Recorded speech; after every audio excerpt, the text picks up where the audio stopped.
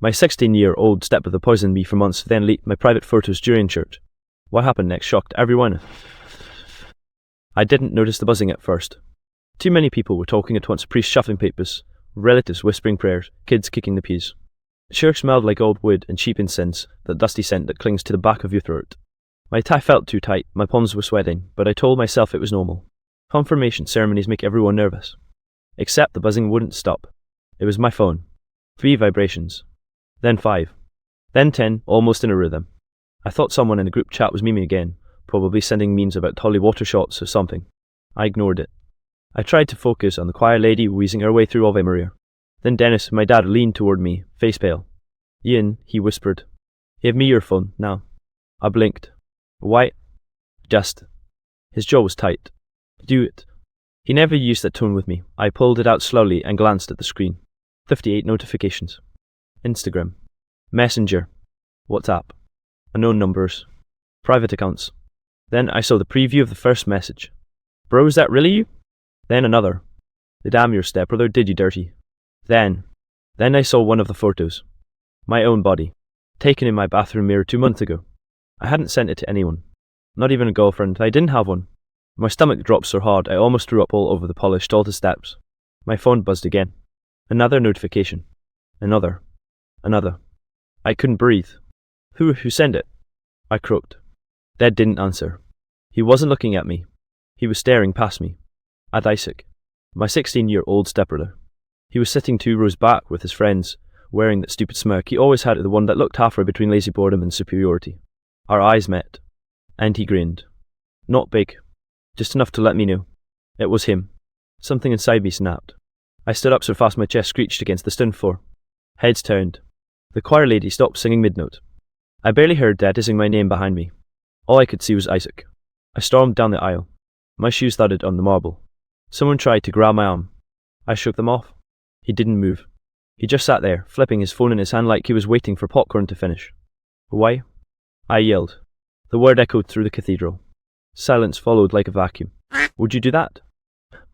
Asked. A baby started crying. Some woman whispered language, like that was the issue here. Isaac tilted his head. Do what? He said, all innocent. My hands were shaking so hard I could barely hold my phone. I shoved it in his face. This. His eyes flicked to it, then back to me. Calm. And bothered. That's not me. I think that was the moment my brain broke. Because he said it like he was the victim. Like I was overreacting.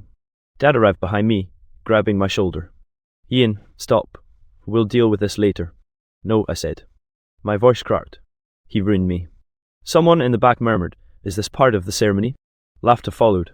And that was the worst part. They thought it was funny. Everything after that was a blur. Dad dragged me outside. My heart was punching through my ribs. I couldn't think. Couldn't breathe. Outside, the air was cold. Too cold. I leaned against the stone wall, trying not to pass out. Dad stood in front of me, fists clenched. Tell me exactly what you saw. I told him. I showed him the messages. He went silent. His hands trembled. Then he said one thing I didn't expect. This wasn't the first time. I froze. What? He didn't look at me.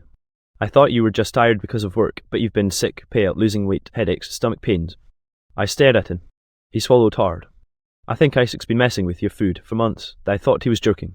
Some dumb attempt to distract me from the fact that my nudes were currently doing rounds across half the county. But Dad wasn't smiling.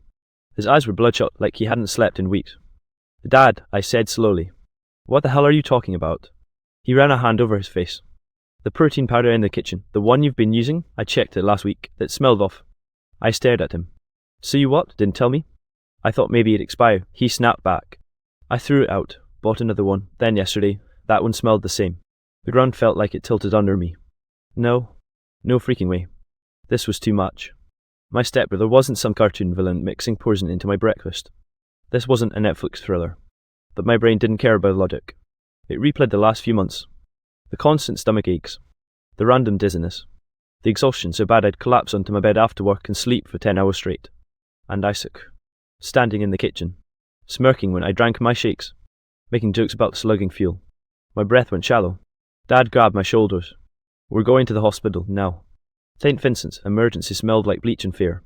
They stuck a needle in my arm, drew blood, asked a million questions. A nurse scribbled notes while glancing between me and Dad like she was trying to figure out which one of us was crazy. Do you suspect intentional harm? She asked quietly. Dad's jaw tightened. Yes. By who? My stepson. She froze. Suddenly there were forms. Police officers. A social worker. Questions I never imagined I'd have to answer. When did the symptoms start? Do you feel safe at home? Do you believe he means to cause long-term harm? I wanted to scream. I don't know. I don't know anything anymore. They put us in room 204, private, small window, stained ceiling tiles. Dad paced like a caged animal. I sat on the bed, knees bouncing. Then my phone buzzed again. Even after everything, I reached for it like a reflex. But this time it wasn't strangers. It was him. Isaac 3, 12 p.m. House church, same boy. My grip tightened. Another followed. Isaac. Dad told me to went on a little trip, winking face. Should I pack a bag too? And then a photo. Not of me. Not of anything horrible. Just my shaker bottle. Sitting on the kitchen counter. Captioned, miss me yet. I felt my chest tighten like someone had wrapped a belt around it and started pulling. Dad noticed. What is it? I handed him the phone. His face went from pale to crimson in one breath. He walked out of the room without a word. He came back 10 minutes later with 2 cops. They took my statement. Asked for the messages. One of them, Officer Ramirez, leaned against the wall, chewing gum slowly. You got proof of the poisoning? No, I muttered, feeling stupid. We'll run tests, the doctor said from the hallway. We'll know within a few hours. Dad cut in, voice trembling with barely contained rage. You're arresting him tonight, right now. Ramirez raised an eyebrow. Poisoning is a serious accusation, sir, especially involving a minor. He's 16, not a toddler. We still need evidence. Dad laughed, and not a happy laugh. More like someone choking. So he gets to what? Stay home and relax? Ramirez looked at me. Do you feel your life is in immediate danger? I opened my mouth. No words came out. Did I? Was Isaac dangerous? Or just cruel? Was he trying to hurt me or just mess with me? I didn't know. And that uncertainty felt worse than any answer. Ramirez sighed. Until we confirm, we can't detain him. Dad swore under his breath. The cops left. Silence flooded the room again. I stared at the blank hospital wall. My reflection faintly visible in the dark window. Stripped. Exposed. Weak. My own stepbrother had leaked my most private moment to the world and possibly been poisoning me for fun, and the system was telling me to wait. But as I sat there, trembling with rage, one thing solidified in my mind. I wasn't going to wait. I was going to end this. I didn't sleep that night. They wanted to keep me for observation, checking vitals every few hours while Dad dozed in the ugly vinyl recliner beside me. Every beep of the machines made my skin crawl. Every time I closed my eyes, I saw Isaac's grin and the stupid shaker bottle. By 5 a.m., I was sitting upright in bed, wide awake, staring at the grey sunrise creeping through the blinds. There's a kind of stillness before you decide to ruin someone. Not peace. More like clarity. The absence of doubt. I wasn't afraid anymore. I was furious. And fury makes everything very, very simple. At 8 a.m., a doctor came in with a stack of printed papers. You tested positive for trace levels of bromediallo. I blinked. What? It's a second-generation anticoagulant, commonly found in rat poison. Ingested over time, it can cause headaches, weakness, internal bleeding. I didn't hear the rest. Rat poison. Bromedialin. In my system. You're saying someone's been feeding me that? My voice shook. She hesitated too long. We can't say for certain how it was ingested. Dad stood up like he'd been launched from a cannon. I can. By noon, police were back. They took the report seriously now. They asked for every detail. Every photo. Every message. They asked if I had any suspects. I didn't even blink. Isaac. Ramirez nodded grimly. He's at school right now. We'll bring him in. I almost smiled. But I wasn't done. Dennis wanted me to rest. To stay put. To let the law handle it. Screw that. Dad left to make some calls. The second he was gone, I asked the nurse for my clothes. I don't think you're cleared to leave yet, she said cautiously. Then stopped me. She didn't. I walked out of the hospital with a bandaged arm, medical tape still on my neck, and vengeance buzzing in my spine like electricity. There was only one place Isaac would be right now. Lincoln High School. I showed up during lunch hour. Kids were everywhere sitting on the grass, clustered at tables, shouting, laughing. A couple turned when they saw me. Yo, is that Ian? Bro, the church guy? Is he here to jump someone? Good. Let them watch. I spotted him fast. Isaac. Leaning against the wall, earbuds in, laughing with 2 other guys. He didn't see me at first. Then one of his friends did. What, dude? Isaac turned. Our eyes locked. His grin faded. I didn't stop walking. He straightened up, trying to look confident. What are you? I punched him. Right in the jaw. Esps exploded around us. Someone screamed. His friend yelled, "Hey, they're too slow." Isaac staggered back, clutching his face. "What the hell?" "Nay." He froze. "What is?" "You've been poisoning me," I said, loud enough for everyone to hear. "With rat poison." A collective ripple of horror passed through the courtyard. He snapped. "You can't. I have medical tests." He opened his mouth, then shut it. Because he knew. He knew exactly what I was talking about. His silence was all the confession I needed. Someone started recording. Others whispered. "Is that true?" "Wait, he poisoned his brother." Isaac's breathing got fast. His usual smugness was gone. His eyes darted everywhere. He was cornered. I didn't adjust it, wasn't supposed to. Wasn't supposed to what? He backed against the wall. "It was just supposed to make you sick, not kill you." The crowd gasped again. I felt my pulse slow. There it was. His real face. Not playful. Not smug. Cowardly. Small. Broken. I stepped closer, voice low. "Why?" He swallowed hard. His lips trembled. Then he whispered something I didn't expect. "Because Dad loves you more." Silence. Even the wind stopped. I stared at him. For a full 5 seconds, I forgot how to breathe. He wasn't looking at me anymore. He was staring at the ground. Shoulders shaking. "You got everything," he muttered. "He always talks about you, always proud. You're the real son, I'm just the accessory." It hit me like a truck. This wasn't about hate. It was about jealousy. Twisted, festering, rotting jealousy. And the worst part? I almost felt sorry for him. Then I remembered the months of nausea. The leaked photos. The laughter in the church. No, not this time. The crowd stared, waiting. Isaac's eyes slowly lifted to mine, wet and terrified. He opened his mouth like he wanted to say something, but I cut him off. "Save it for court. They say real justice is slow. That's a lie. Real justice is sudden. It's loud. It's messy. It doesn't arrive in a courtroom, it happens the moment the masks come off and everyone finally sees the monster for what he is." And that moment was Isaac being dragged off school property in handcuffs while the entire student body filmed it. The cop showed up 10 minutes after my punch. No sirens. Just 2 cruisers rolling in, quiet officers stepping out with a look of the one that says they already know what's going on. Officer Ramirez was one of them. "Ian," he said, positioning himself between me and Isaac. "You good?" I nodded. My knuckles still buzzed from hitting Isaac. I didn't regret it. Ramirez turned to Isaac, who was still clutching his bruised jaw, staring at me like I was the villain. "Isaac Turner," Ramirez said flatly, "you are being detained in connection with an ongoing criminal investigation." He didn't even resist. Didn't yell. Didn't argue. Didn't claim innocence. He just went limp. They cuffed him. Walked him past me. For a second he looked at me.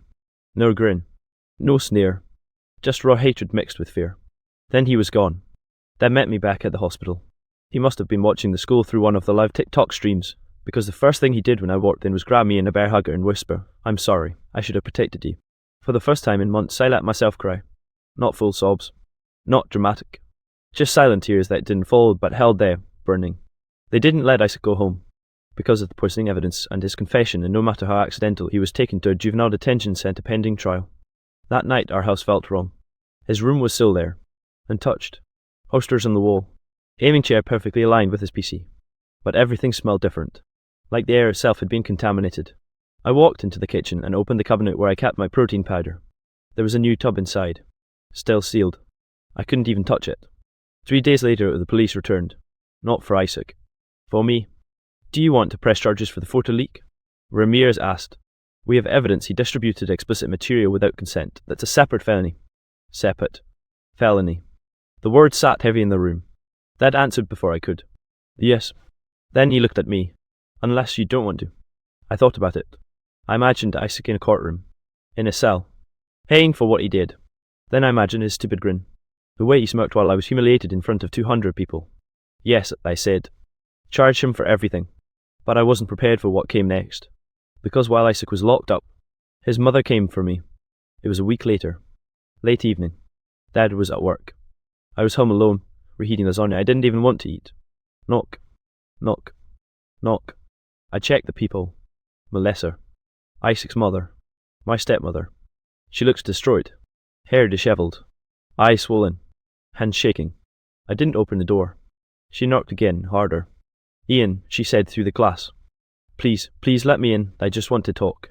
Every instinct screamed no, but something made me unlock the door. She stepped inside slowly, her voice trembling. "Why are you doing this?" I stared at her. "What?" He's just a kid, she snapped. He made a mistake. I laughed straight up, laughed in her face. A mistake is breaking a plate, not drugging someone for months. She flinched but kept going. You're ruining his life. He'll never get into college. He'll be labelled a May. Silence. Her lips quivered. She wiped a tear. He didn't mean to. I clenched my fists. He leaked my private photos. That was just it. Me? She stopped, stared at me. Then she said the sentence that made my blood turn to ice. He wouldn't have done any of it if you hadn't taken everything from him first. I went still. What? She stepped closer, eyes burning. You don't even realize, do you? All those years you were the golden boy. You got the praise, you got the attention. He was living in your shadow. I stared at her. Then realization hit. She didn't come to apologize. She came to blame me. And that's when I snapped for real this time. The house felt smaller after that night. Every corner whispered, every shadow seemed to watch. I couldn't eat. I couldn't sleep. I didn't even want to check my phone, but the notifications kept coming. Screenshots of my photos circulating again, gossip from school, messages from people who once called me a friend. Dad tried to hold me together. He cooked, cleaned, drove me to appointments. But even he couldn't patch the holes Isaac had carved into my life. And I wasn't sure I wanted him to. The first week after the police took Isaac away was a blur. Every day, I had to sit through blood tests, hospital visits, toxicology reports. My hands shook constantly, whether I held a fork, a pen, or my phone. The simplest tasks became exercises in self-control. At night, I would stare at the ceiling, listening to my own heartbeat. Sometimes it felt like it was trying to tell me I was still alive, or maybe warning me I wouldn't be for long. School became unbearable. Kids whispered. Teachers looked uncomfortable. Even people I thought I trusted avoided me. I became hyper-aware of every glance, every smirk. I imagined them judging me, laughing behind their hands, sharing my photos like trophies. Then came the legal calls. Lawyers. Subpoenas. Depositions. Isaac's case was escalating fast. His lawyers tried to paint him as a misguided teenager, while mine were preparing for full criminal charges. I sat in those meetings numb, staring at legal documents, signing pages I didn't fully understand, my signature shaking. Dad was relentless. You need to fight this, he said one afternoon, gripping my shoulder so tightly it hurt. Don't let him win. I wanted to scream, because it felt like he already had. The worst moment came during a hospital checkup, of all places. My doctor handed me the results of the most recent tests. My liver and kidneys were fine, thankfully. But she hesitated, biting her lip before delivering the other news. There's evidence he manipulated your diet over time, but some effects are permanent. The stress alone of the cortisol, the sleep disruption has caused neurological strain. It's subtle, but it's there. I couldn't breathe. I didn't want to. My mind refused to process the words. I realized, in that hospital room, that I had lost something I'd never get back, my sense of security, my sense of normalcy. And worse, my trust. I didn't trust Isaac, obviously. But I didn't trust Dad completely either. I didn't trust friends. I didn't even trust myself. Every decision I had made over the past months, the fights, the confrontations, the rush to call out Isaac had felt right at the moment. But now it all felt like I'd been blindly playing into someone else's hand. And in a twisted way, I had. Isaac had always been careful. Every subtle act of the poisoning, the further leaks, had been a test. Each reaction of mine, each breakdown, each confrontation, had given him more leverage. The legal traps were all around me. If I touched him, if I yelled too loudly, if I spread information before law enforcement handled it, I could have been in real trouble. It was a nightmare inside a nightmare. I started therapy a few days later. The therapist asked me questions I didn't know how to answer. Do you feel safe? Do you trust anyone? Do you feel like yourself? I couldn't answer. Some days, I just stared at the ceiling for hours, hands trembling, mind replaying the confirmation ceremony, the punch, Isaac's trembling lips, the hospital smells, the whispered blame from his mother. Other days, I tried to leave the house, but every time I passed Isaac's room or the kitchen counter where the shaker bottle had sat, a wave of nausea hit me. I became hypervigilant about food, about messages, about anyone's intentions. Even Dad couldn't calm me completely, and I hated it. But in between the panic attacks and the sleepless nights, tiny moments of clarity appeared. I realized something crucial. I had survived. I had survived someone actively trying to harm me. I had survived humiliation on a level most people never experience. I had survived the betrayal of someone I thought family. That survival mattered. And slowly, I began reclaiming small pieces of life. A walk in the park. Coffee alone in the morning. Conversations with people I trusted implicitly. Things that reminded me I still existed outside of Isaac's games. The world hadn't returned to normal. But I was starting to. Months passed. The case dragged on, the court date stacking up like grim reminders on a calendar. Isaac remained in juvenile detention, his lawyer spinning stories of a misguided teen and family tension. Every hearing, I sat quietly, hands folded, listening to testimonies and evidence, watching the room fill with tension that felt like it was pressing against my chest. Dad stayed close, but even he couldn't shield me from the whispers. People still stared in public. Friends still kept distance. Some offered pity, others judgment. I stopped caring. The world could talk all it wanted, I had other priorities now. Therapy became my anchor. Dr. Betrayal, my therapist, didn't sugarcoat anything. You've been through trauma, she said one session, but surviving isn't just enduring, it's learning how to navigate life afterward. I nodded, though inside I felt hollow. Learning. Navigating. Those were concepts I didn't want to touch. And then came the turning point. Courtroom day. The retirement speech my father had been preparing for, honouring decades of work, became the backdrop for confrontation. I had rehearsed in my mind for weeks. The whole world would be there. Colleagues, friends, family, strangers. And Isaac would be in a room not too far from mine, listening. When Dad began his speech, I felt the surge of something familiar, pride mixed with dread. I stood, mid-sentence, interrupting the ceremony. Stop, I said, voice firm but shaking. The room went silent. All eyes turned to me. I need to say this right now. I took a breath. Isaac has been poisoning me for months. He leaked private photos of me online, and while you've all celebrated my life, he's been undermining everything I've done, everything I am. Asps. Phones raised. Some whispered. Dad froze mid-word. I continued, voice gaining strength. I trusted family. I trusted people I loved, and they used me. My stepbrother never loved me. He used me as a tool for jealousy, for attention, for revenge, and it almost destroyed me. The room was in shock. I could feel the silence pressing on my ears. And then in the ultimate twist, I realized the truth fully, all at once. In my rush to fight back, in my rage, in my humiliation, I had been playing right into their hands. Every reaction I had, every public display, every confrontation had given them leverage. Legal traps, social humiliation, emotional strain, all orchestrated by Isaac and his mother, directly or indirectly. It hit me with cold clarity. I was a pawn for months. Not by accident, not by malice alone, but because I let myself be. The aftermath was exhausting, but the law moved. Isaac pled guilty to distribution of explicit material and attempted poisoning. Sentencing was delayed due to his age and rehabilitation programs, but the charges stuck. The photos were finally removed from the major social platforms, though the memory remained.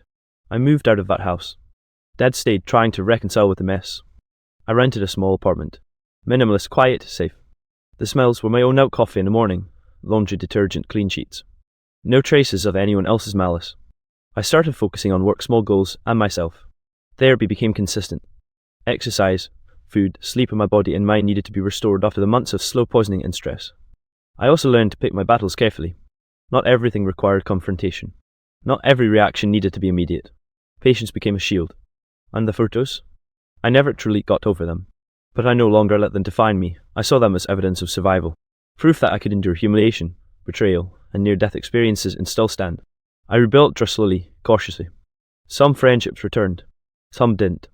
But the ones that stayed were real. Genuine. Worth protecting. I also learned one crucial lesson. People who hurt you intentionally are never family in a way you imagine. They may share a house or a last name, but they do not share love, respect, or loyalty. Accepting that fact doesn't make you better. It makes you wise. Now I wake up and make coffee in my tiny kitchen. I sit on the balcony and watch the city wake. The past still echoes of the betrayal, the humiliation, the fear, but it no longer controls me. I've survived. I've healed. Slowly, carefully, I've started to live again. And for the first time in a long time, I can see a future that's mine and not stolen, not manipulated, not poisoned. Life isn't perfect. It's messy, unfair, and sometimes terrifying. But it's also mine. And that feels enough.